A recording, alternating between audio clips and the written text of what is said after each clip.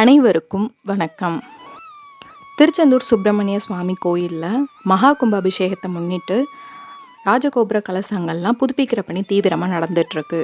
அதுக்காக ராஜகோபுர கலசங்கள்லாம் கீழே கொண்டு வரப்பட்ட போது அதில் இருந்ததை பார்த்து மக்கள் ரொம்பவே அதிசயமாகவும் ஆச்சரியமாகவும் அங்கே இருந்தவங்க எல்லாருமே பார்த்துருக்காங்க. இதுதான் இந்த வாரம் ஃபுல்லாமே ரொம்ப அதிகமாக பேசப்பட்ட விஷயமா இருக்குது. நிறைய நியூஸ், அப்புறம் சோஷியல் மீடியா எங்கே எடுத்தாலுமே இவ்வளோ ஆச்சரியமாக இருக்கே, எப்படி இப்படி இருக்குது அப்படின்னு சொல்லிட்டு பார்க்குற அளவுக்கு ஒரு விஷயம் நடந்திருக்கு. அப்படி என்ன முருகர் கோயிலில் ஆச்சரியமாக என்ன விஷயம் இருந்தது, கலசத்தில் என்ன இருந்தது அப்படிங்கிறத பற்றி தான் நாம் இந்த பதிவில் பார்க்க போகிறோம்.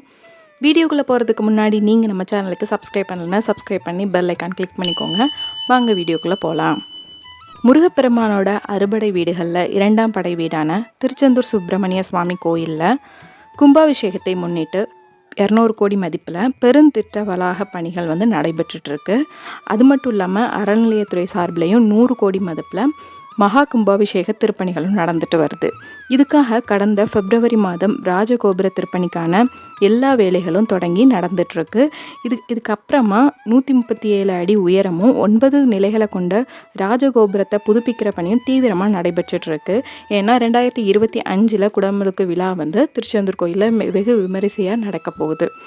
கோபுரத்தில் இருக்கிற 9 கோபுர கலசங்களை புதுப்பிக்கிறதுக்காகவும் கோபுர கலசங்களில் இருக்கிற பழைய நவதானியங்களை மாற்றணும் அப்படிங்கிறதுக்காகவும் ஆகம விதிப்படி பூஜைகள் எல்லாம் நடைபெற்றிருக்கு.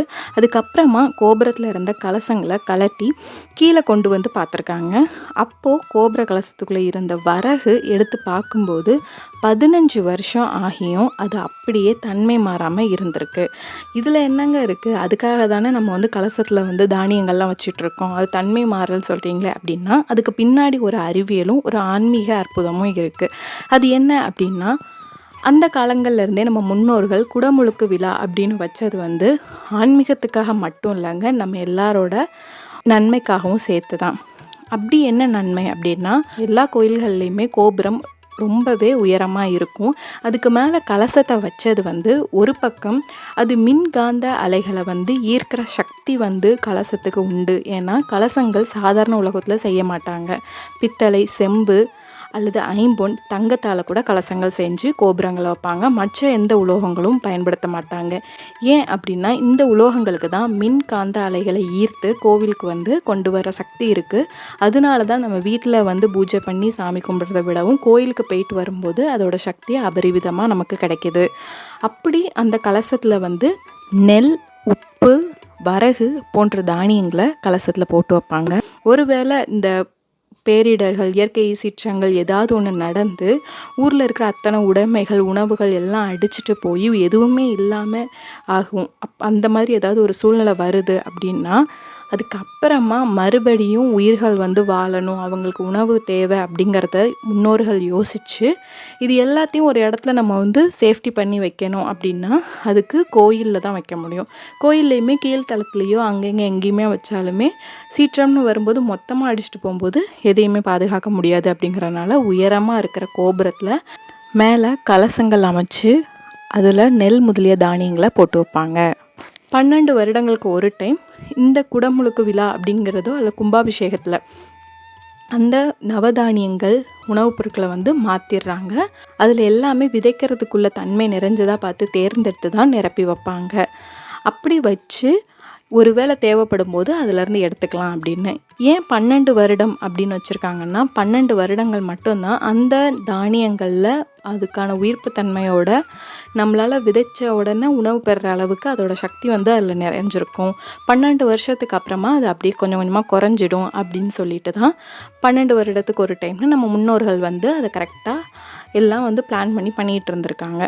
ஆனால் திருச்செந்தூர் கோவிலில் 2009 ஜூலை 2ஆம் தேதி மகா கும்பாபிஷேகம் நடைபெற்றது.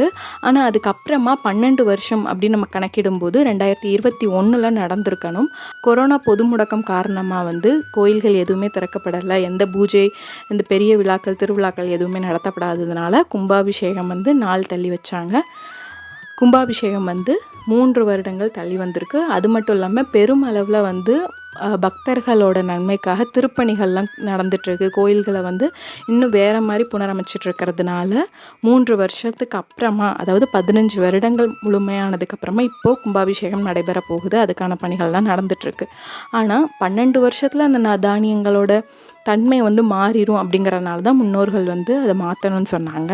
ஆனால் திருச்செந்தூர் முருகன் கோயிலில் 15 வருஷம் ஆகியும் அவங்க எடுத்து பார்த்த அந்த வரகு தானியங்கள்லாம் தன்மை மாறாமல் அப்படியே இருந்திருக்கு. அதனால தான் மக்கள் ரொம்பவே ஆச்சரியப்பட்டிருக்காங்க. இந்த அறிவியலை மீறியும் ஒரு ஆன்மீக அற்புதம் திருச்செந்தூர் முருகன் கோயிலில் நடந்திருக்கதை நினச்சி எல்லாருமே ரொம்ப ஆச்சரியமாகி, அதனால தான் இது ரொம்ப வைரலாக எல்லாருமே பேசிகிட்டு இருக்கிற ஒரு விஷயமா இருக்குது. கண்டிப்பாக முருகர் வந்து அதிசயங்களை தொடர்ந்து நடத்திட்டு தான் இருக்காங்க. இந்த பதிவு உங்களுக்கு பிடிச்சிருந்தா லைக் பண்ணி ஷேர் பண்ணிக்கோங்க. இந்த மாதிரி ஆன்மீக தகவல்களுக்கு ஸ்டே டியூன் வித் டிவைன் ஆரா. தேங்க்ஸ் ஃபார் வாட்சிங்.